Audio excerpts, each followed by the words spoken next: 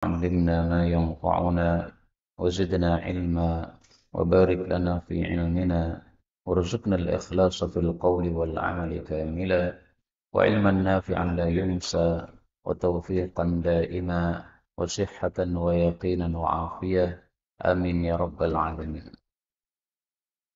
Alhamdulillah kaum muslimin rahimakumullah, kita bisa melanjutkan pengajian rutin malam Ahad di Masjid Al-Wardah ini. Mudah-mudahan Allah menjaga istiqamah kita sampai kita mendapatkan husnul khatimah. Amin ya rabbal alamin. Kaum muslimin rahimakumullah, apa sih fadilahnya berada di masjid dari ba'da Isya sampai dengan maghrib seperti ini? Ternyata kita temukan hadisnya di dalam kitab Sunan Ibnu Majah nomor 801 dari Abdullah bin Amr radhiyallahu anhuma. Dia mengatakan, "Shallaina kami salat ma'a Rasulillah bersama Rasulullah sallallahu alaihi wasallam al-maghrib, salat maghrib. Faraja'a man raja', maka ada yang pulang. Seperti tadi ya, jamaahnya banyak kemudian sepi, berarti ada yang pulang. Wa aqaba man aqaba, ada yang tetap di masjid, itulah disebut ta'qib. Ta'qib itu apa? Ibadah ba'da maghrib di masjid sampai dengan salat isya, itu namanya ta'qib. Faja'a, maka datanglah Rasulullah sallallahu alaihi wasallam musri'an, dengan cepat-cepat, yaitu ke masjid. Qad hafazahun nafas, terengah-engah nafasnya. Wa qad hasara an rukbatayhi, menyingsingkan sarungnya sampai terlihat lututnya. Berarti lututnya lagi-lagi bukan aurat. Tapi kalau pahanya maka aurat. Maka bapak-bapak jangan buka paha di luar rumah, karena paha termasuk apa? Aurat, ya, meskipun laki-laki. Faqala, maka Nabi berkata, abshiru, bergembiralah, hadza rabbukum, ini pemelihara kalian, qad fataha baban min abwabis sama, sudah membuka satu pintu dari pintu langit. Yubahi bikumul malaikah, Allah membanggakan kalian pada malaikat. Yaqulu, Allah katakan, unzuru ila ibadi, lihatlah pada hamba-hambaku ini yang di masjid. Qad qadaw faridah, mereka sudah menyelesaikan ibadah fardu yaitu salat maghrib. Wa hum yantadhiruna ukhra, dan mereka sedang menunggu ibadah fardu yang lain yaitu salat isya. Jadi fadilahnya berada di masjid ba'da maghrib sampai isya untuk pengajian. Apa fadilahnya? Allah buka pintu langit. Memang tidak terlihat oleh kita, tapi kita wajib percaya karena berita dari Rasulullah SAW. Kemudian Allah membanggakan kepada para malaikat, nih lihat hamba-hambaku sudah selesai ibadah fardu tapi enggak pulang, tapi masih di masjid. Inilah hadis yang menyebabkan saya pada tahun 2013 saya keliling ke masjid-masjid untuk menawarkan pengajian ba'da maghrib sampai isya. 2013 saya tinggal di Klaten. Saya keliling masjid-masjid, nggak ada pengajian. Ada satu masjid kecil, pengajiannya cuma satu kali sepekan, isinya paling-paling 3 orang, 5 orang, jadi ngenes sekali. Maka kemudian pada suatu saat pengajarnya tidak datang, akhirnya mereka karena tahu saya mengajar di pesantren, mereka katakan, ini juga Ustadz ini yang kacamata ini, suruh ngisi aja. Nah, akhirnya saya mengisi. Nah, waktu saya mengisi, saya sampaikan hadis ini. Begitu saya sampaikan hadis ini, mereka langsung minta jadwal baru. Baik Ustaz, pengajian lagi sama panjenengan. Jadi waktu yang lain, bukan hari itu. Karena hari itu cuma Banjeli Ustaz yang nggak datang. Saya katakan, baik, ngaji sama saya nggak apa-apa. Tapi kalau ngaji sama saya tidak mau cuma pondok kuping. Harus bawa Pak, kitab, nulis. Nih. Nah, termasuk di sini pun juga, saya bawa kitab nih Pak. Ini yang akan kita pelajari pada kajian Sabtu ini. Nah, panjenengan mau mengkopi kitab ini silakan, tidak juga silakan. Tapi kalau tidak, maka paling bagusnya kalau ada ilmu yang baru itu dicatat. Karena ilmu kalau tidak dicatat, maka masuk telinga kanan, keluar telinga kiri. Tapi kalau dicatat, maka masih ada bekasnya. Bisa kita baca di waktu yang lain, bisa dibaca oleh anak kita, bisa dibaca oleh cucu kita. Akhirnya mereka setuju, baik pakai kitab. Maka saya ajarkan di sana kitab Umdatul Ahkam, isinya 400 hadis. Alhamdulillah setiap pekan pengajian selesai kitab itu 400 hadis. Kemudian ngaji kitab yang lain, Arba'in Ummahat, 40 hadis tentang ibu-ibu. Selesai kitab itu, alhamdulillah. Nah, di sini yang saya pilihkan adalah kitab yang lain, yaitu dengan judul Al-Mu'jamus Shaghir lil Ahaditsil Adadiyah. Kamus kecil tentang hadis-hadis yang berisi beberapa jumlah yang disebutkan oleh Nabi. Nabi pernah mengatakan ada 2 perkara. Nabi pernah mengatakan ada 3 perkara. Nabi pernah mengatakan ada 4 perkara. Nah, itu hadisnya saya kumpulkan dalam buku ini. Isinya 16 halaman, berisi 51 hadis Nabi SAW. Setiap satu jumlah saya tampilkan 5 hadis. Angka 2, 5 hadis. Angka 3, 5 hadis. Dan seterusnya. Nah, ini kitabnya saya tinggal di masjid ini. Barangkali ada yang mau mengkopi nanti dipersilahkan. Adapun yang saya tampilkan di sini adalah dalam bentuk tulisan Word. Nah, ini saya tampilkan. Bismillah. Al-Mu'jam As-Saghir, Al-Jami' As-Saghir.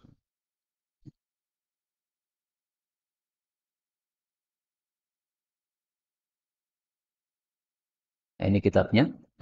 Judulnya adalah Al-Jami' As-Saghir, kamus kecil lil ahaditsil adadiyah, untuk hadis-hadis yang membicarakan jumlah-jumlah tertentu.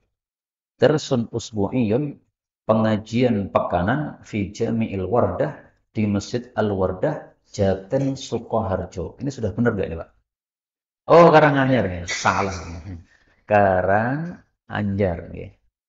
Nggih, Karanganyar nggih. Nah, ini sudah kebacut saya tulis Sukoharjo. Salah, nih, salah. Ini atas nama Markas Hadis Asy-Syarif di Solo, Indonesia. Ini nomor WA saya ya, 08954026337792. Ini sudah benar. Ini adalah cetakan pertama bulan Muharram 1445 atau Agustus 2023. Baik, kita mulai dengan Bismillahirrahmanirrahim. Kenapa setiap kitab dimulai dengan Bismillahirrahmanirrahim? Supaya barokah. Apa dalilnya kalau dipakai Bismillah maka barokah? Dalilnya ada 2. Yang pertama dalam Quran, yang kedua dalam hadis. Adapun dalam Quran, Allah mengatakan di dalam surat Ar-Rahman, Tabarakasmu Rabbika Dzil Jalali wal Ikram. Maha berkah nama pemeliharamu yang memiliki keagungan dan kemuliaan. Artinya, segala sesuatu kalau kita baca bismillah, maka akan menjadi berkah. Maka minum ini supaya berkah, baca apa? Bismillah. Nah, langsung dipraktekkan mohon. Bismillah. Mumpung masih panas nih, Pak. Saya udah dingin kurang lezat nih. Nah, monggo sambil makan sambil minum silahkan. Yang penting ilmunya masuk, nih. Jangan sampai makanannya saja yang masuk. Baik, ini dalil dari Quran.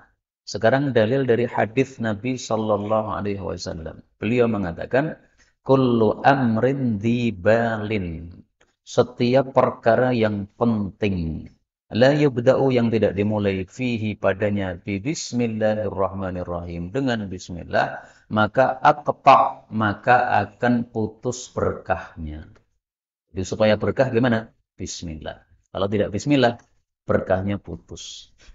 Dzibalin, perkara yang penting. Kira-kira kitab itu penting atau tidak? Penting. Ya, maka apapun yang penting kita baca Bismillahirrahmanirrahim. Tapi sebagian amalan itu sunnahnya cuma Bismillah tanpa Ar-Rahman Ar-Rahim. Misalnya minum itu cuma Bismillah, nggak pakai Ar-Rahman Ar-Rahim. Misalnya makan itu Bismillah, tidak pakai Ar-Rahman Ar-Rahim. Mohon maaf, hubungan suami istri itu hanya Bismillah, tidak pakai Ar-Rahman Ar-Rahim. Mari kita lihat dalilnya. Ya. Rasulullah Shallallahu Alaihi Wasallam bersabda, tentang hubungan suami istri. Apa yang harus dikatakan? Allahumma bismillahi, dengan nama Allah. Allahumma ya Allah, jannibna syaitan, jauhkan kami dari setan. Wa jannibi syaitan ma razaqtana, dan jauhkan setan dari anak yang akan engkau rizkikan kepada kami. Kalau membaca doa ini, maka kalau dilahirkan anak, anaknya tidak akan diganggu oleh setan selama-lamanya. Artinya tidak akan menjadi anak yang mursal, jadi anak yang fasik, jadi anak yang pemabuk, dan seterusnya. Tidak akan. Tapi kalau kita tidak membaca ini, bisa jadi anaknya murtad, anaknya fasik, ahli mabuk, ahli judi, ahli misuh, dan sebagainya. Nah, ini adalah kuncinya dari orang tua. Maka dilakukan hubungan suami istri dimulai dengan bismillah supaya barokah. Demikian juga makan tadi ya. Makan itu bukan bismillahirrahmanirrahim. Karena kana adalah Nabi, idza qurriba ilaihi ta'am, kalau didekatkan kepada beliau makanan alias dihidangkan, qala, beliau membaca bismillah. Nah, tidak ada ar-Rahmanir-Rahim. Sebagian orang mengatakan, kalau bismillah bagus, berarti bismillahirrahmanirrahim lebih bagus. Tapi guru-guru saya mengatakan, enggak begitu. Yang bagus adalah yang dilakukan oleh Rasulullah SAW. Rasulullah bismillah, ya sudah kita bismillah. Rasulullah bismillahirrahmanirrahim, ya berarti kita bismillahirrahmanirrahim. Nah, untuk kitab itu memang tulisannya bismillahirrahmanirrahim. Seperti surat-surat yang ditulis oleh Nabi. Beliau nulis surat ke sana kemari. Nah, itu dimulai dengan apa? Bismillahirrahmanirrahim. Maka ini meniru surat-surat Rasul sallallahu alaihi wasallam. Baik, kita mulai hadis yang pertama dengan judul Ithnani. Dua hal. Jadi hadis-hadis yang isinya dua hal. Hadis yang pertama. An Abi Hurairah, dari Abu Hurairah radhiyallahu anhu anin Nabi sallallahu alaihi wasallam qala. Kalimatani, ada dua kalimat, khafifatani, yang ringan, alal lisani, pada lidah, tetapi thaqilatani, sangat berat, fil mizani, dalam timbangan amal. Dan habibatani, sangat disukai, ilar rahman, oleh Allah ar-Rahman, yaitu membaca subhanallahil azim, subhanallahi wa bihamdihi. Hadis muttafaqun alaih. Maka ini adalah menghasung kita setiap hari untuk membaca dua kalimat ini. Kenapa dihasung itu dibaca? Karena lidahnya untuk mengucapkan ringan sekali. Apa sih beratnya? Nggak ada berat sama sekali, nggak mikul apa-apa, cuma mengucapkan dengan lidah. Kemudian kalau dimasukkan dalam timbangan amal, ini berat sekali. Padahal Allah menjanjikan kalau timbangannya berat, maka dia akan masuk ke dalam surga. Dalam surat apa, Pak? فَأَمَّا مَنْ ثَقُلَتْ مَوَازِينُهُ فَهُوَ فِي عِيشَةٍ رَاضِيَةٍ. Surat Al-Qari'ah. Barang siapa yang berat timbangannya, maka dia akan berada dalam kehidupan yang memuaskan, yaitu surga. Jadi kunci masuk surga, timbangan amal harus berat. Nah, supaya berat gimana? Baca ini, subhanallahil azim, subhanallah bihamdi. Dan kalau kita membaca, maka habibatan, kita dicintai oleh Allah. Bayangkan, mendapatkan cinta Allah ternyata mudah. Cukup mengucapkan subhanallahil azim, subhanallah wa bihamdi. Karena itu ucapan ini sangat bagus untuk kita baca minimal setiap hari 100 kali. Berapa, Bu? 100 kali. Siap insya Allah? Siap nggih? Nggih, siap nggih. Jadi mulai malam ini sampai kita mati insya Allah dilazimi membaca setiap hari 100 kali. Coba kita baca 10 kali bersama-sama.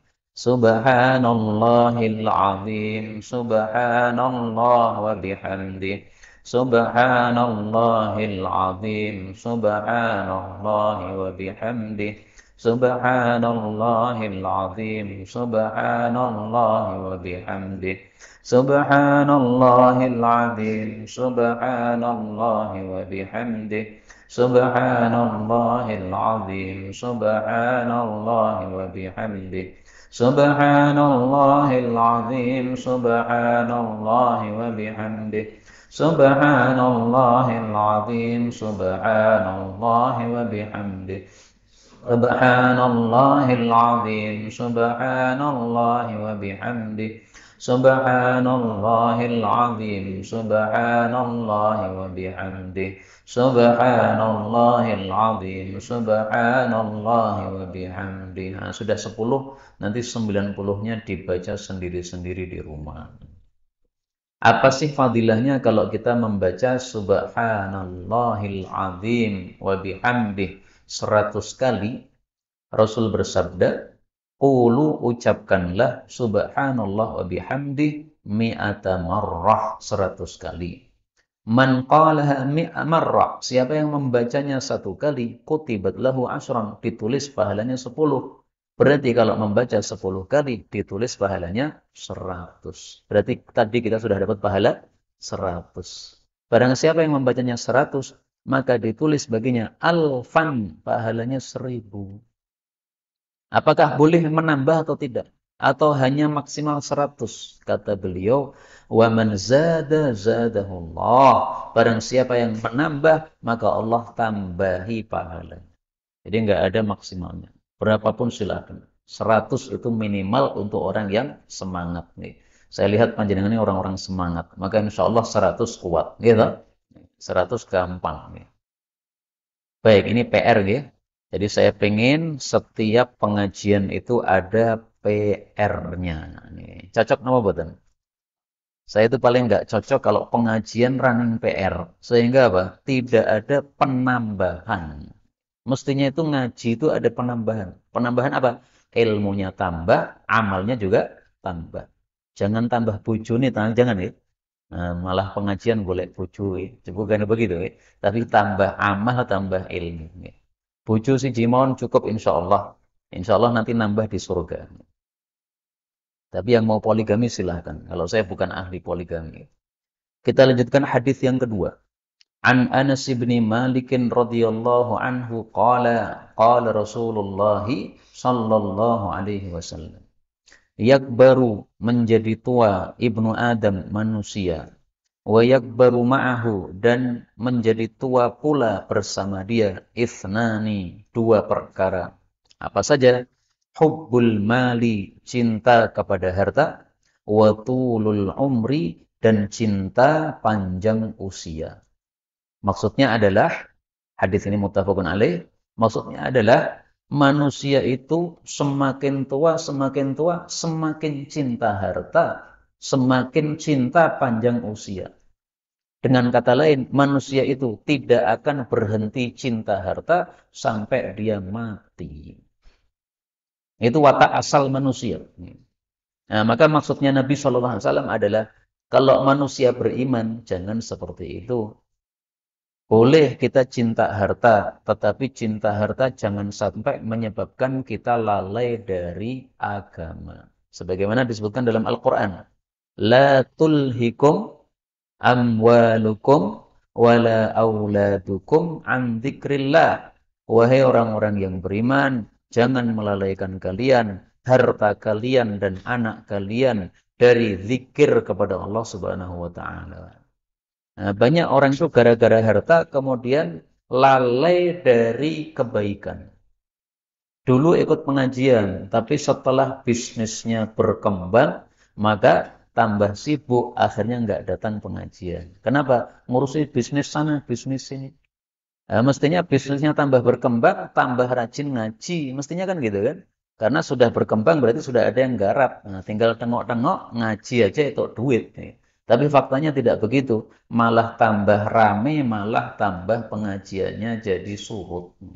Demikian juga auladukum, anak. Dulu sebelum menikah pengajian, Masya Allah, jenggotnya panjang, cingkrang, kemudian semangat sholat, shaf pertama. Habis nikah punya anak, sudah nggak pernah muncul lagi, sudah sibuk dengan anaknya, dengan istrinya. Nah, ini dilarang oleh Allah Subhanahu wa taala. Mestinya anak kita ajak pengajian juga sehingga mereka juga paham agama.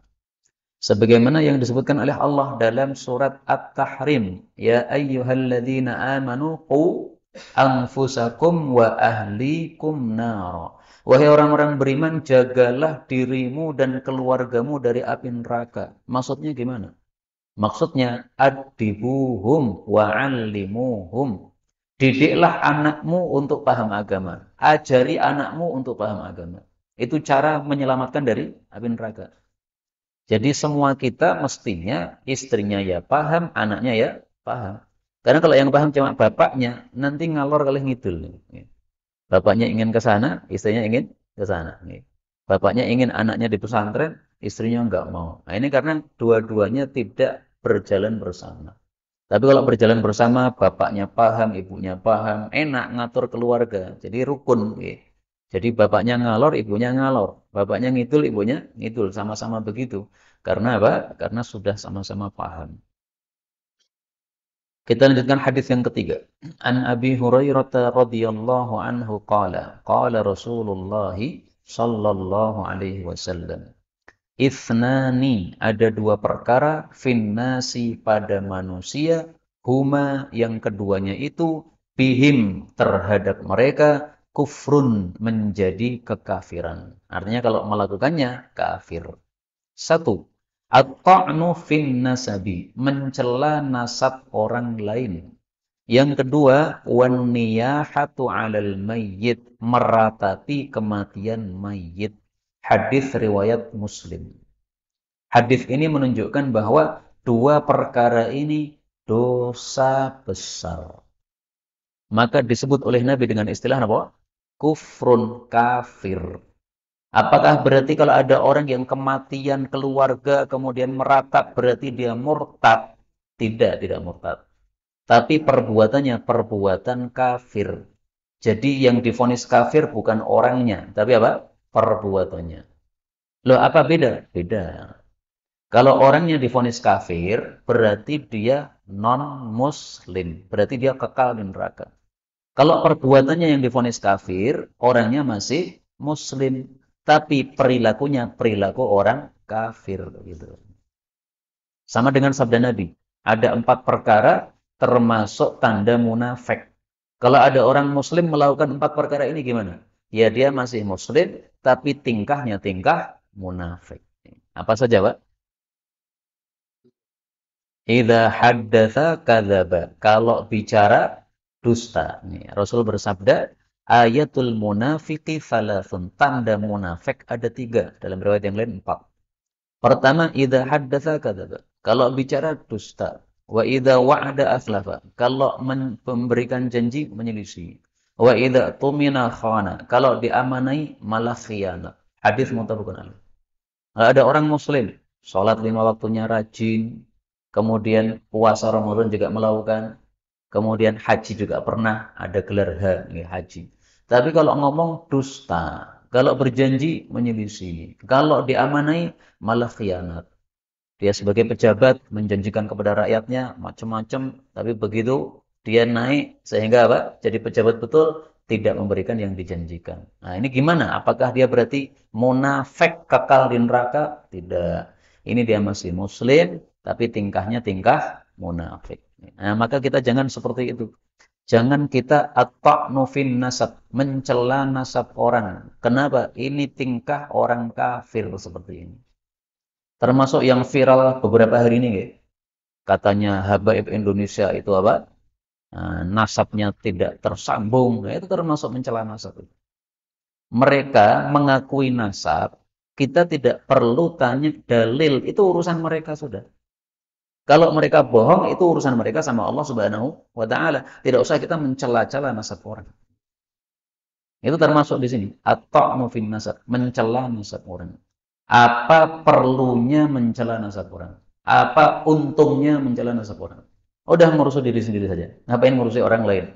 Orang lain andaikan bohong, itu urusannya sama Allah Subhanahu wa Ta'ala.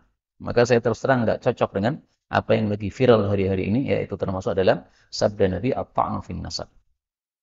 Yang kedua adalah an-niyahatu 'alal mayyit, meratapi orang mati. Meratapi itu artinya teriak-teriak atau melakukan perbuatan-perbuatan yang menunjukkan tidak ridho dengan kematian itu. Istrinya atau bapaknya mati atau ibunya mati, teriak-teriak, jengor-jengor, sampai sak kampung dengar. Nah, itu namanya meratapi. Yang dilarang bukan menangis, tetapi suaranya ini yang dilarang. Kalau menangis cuma netes air, silahkan. Dan menangisnya yang wajar. Orang nangis kan ada suaranya kan? Nah, suara wajar, nggak apa-apa. Tapi sampai teriak-teriak. Nah, itu bukan suara nangis, itu namanya suara teriak. Kalau suara tangisan itu sendiri nggak apa-apa. Tapi suara teriakan itu yang dilarang. Zaman dulu orang Arab jahiliyah, kalau ada orang mati, saking tidak terimanya mereka, kemudian satu teriak-teriak, dua merobek baju ini, dirobek bagian tengahnya. Yang ketiga, menjambak sendiri rambutnya atau menggundul rambutnya. Kemudian menampar pipi. Jadi ada 4 tingkah mereka. Ini semuanya menunjukkan tidak terima dengan musibah yang diberikan oleh Allah Subhanahu wa taala. Seperti inilah yang disebut sebagai niyahah meratap. Ini dosa besar. Apa hukumannya orang kalau meratap? Rasulullah SAW bersabda, an-naihatu. Ini saya sengaja menampilkan hadis-hadis di layar begini karena saya itu pengen semuanya nanti jadi pinter gitu kan. Jadi sebagaimana saya hafal hadis tadi ini, panjenengan lama-lama kalau sering mendengarkan juga apa? Akan hafal hadis-hadis ini. Rasul bersabda, "Innan naihata, sesungguhnya wanita yang meratapi kematian orang, idza lam tatub qablal maut, kalau belum tobat sebelum wafat, ja'at yaumal qiyamah, besok di hari kiamat, 'alaiha sirbalun min qatiranin wa dir'un min lahabin nar." Dia akan diberi pakaian dari api yang menyala-nyala. Berarti dosa kecil atau dosa besar? Dosa besar. Dosa besar definisinya setiap dosa yang diancam dengan hukuman-hukuman yang mengerikan seperti ini. Bayangkan pakai baju tapi bukan baju kain, baju api. Terus panasnya kayak apa itu? Nah, ini di neraka seperti ini. Ini hadisnya riwayat Ahmad, derajatnya sahih. Hakmin itu ringkasan dari apa? Ahmad. Kaum muslimin rahimani wa rahimakumullah, karena itu ringkasnya, kalau ada kematian, mari kita ridho dengan kematian tersebut. Rasul bersabda, "Inna a'dhamal jaza", sesungguhnya besarnya pahala, ma'a'idhamil bala, menyertai besarnya musibah. Wa inna Allah ta'ala idza ahabba qauman, kalau Allah mencintai suatu kaum, ibtalahum, justru dikasih bala, kasih ujian. Faman radiya falahu ridha. Siapa yang ridho dengan ujian tadi, maka Allah pun meridhoi dia. Wa man sahita, barang siapa murka dengan ujian tadi, falahu sukhtu, dia pun dapat murka Allah. Hadis riwayat Tirmidzi sahih. Jadi untuk mendapat ridho Allah gampang. Apa itu? Ketika kita dapat musibah, maka hatinya harus ridho. Begitu hati kita ridho, Allah langsung ridho. Gampang tapi? Dapat ridho Allah gampang sekali. Apapun musibah, ridho sudah. Maka kalau ada gelas pecah, itu nggak usah ngamuk-ngamuk, muring-muring. Anaknya lari-lari nendang gelas pecah. Oh, kita muring-muring gelasnya tetap pecah. Udah, ridho saja. Langsung pegang apa? Dada. Ridho. Nah, maka kalau ridho langsung Allah meridhoi kita. Karena gelas pecah kan musibah. Musibah itu apapun, sesuatu yang tidak kita suka itu namanya musibah. Nah, maka dalam Islam ini, justru kalau kita dapat musibah, kita dihasungkan untuk mengucapkan Alhamdulillah. Panjenengan biasanya cuma Inna lillahi wa inna ilaihi raji'un. Ngerti nggak ya? Nah, mestinya tambah Alhamdulillah. Anak mati, Inna lillahi wa inna ilaihi raji'un, Alhamdulillah. Ibu mati, wafat, Inna lillahi wa inna ilaihi raji'un, Alhamdulillah. Istri mati, Inna lillahi wa inna ilaihi raji'un, Alhamdulillah. Sesok golek neh langsung. Gitu, malah anyar baru. Apa dalilnya Alhamdulillah ketika ada kematian? Nih dalilnya nih. Idza mata waladul abd, Kalau mati seorang anak kecil, maka Allah Ta'ala berkata kepada malaikat, apakah kalian mencabut nyawa anak hambaku? Dijawab malaikat, iya. Apakah kalian mencabut nyawa buah hatinya? Dijawab, iya. Maka ditanya oleh Allah, apa yang diucapkan oleh hambaku tadi? Mereka menjawab, hamidaka, dia memuji engkau, alhamdulillah, wastarja'a, dan mengucapkan, inna lillahi wa inna ilaihi raji'un. Maka Allah mengatakan, baiklah, bangun untuk hambaku ini satu rumah di dalam surga, namanya adalah Baitul Hamdi, rumah pujian. Kenapa? Dia memuji Allah saat mendapatkan musibah. Nah, ini dalilnya, Pak. Nah, maka tolong dibiasakan, apapun musibah, ucapkan Alhamdulillah. Ini bukan Alhamdulillah senang, bukan. Alhamdulillah istriku mati. Nah, itu karena kalau senang itu karena dia sudah benci sama istrinya. Ini bukan senang, bukan. Tapi maksudnya ridho. Allah kasih istri saya mati, ridho. Alhamdulillah, ridho. Anak mati, padahal anaknya ini paling manut sama orang tua. Alhamdulillah, ridho. Sehingga kalau kita mengetahui hakikat ini, insya Allah nangisnya itu nggak dahsyat. Nangis ya nangis nggak apa-apa.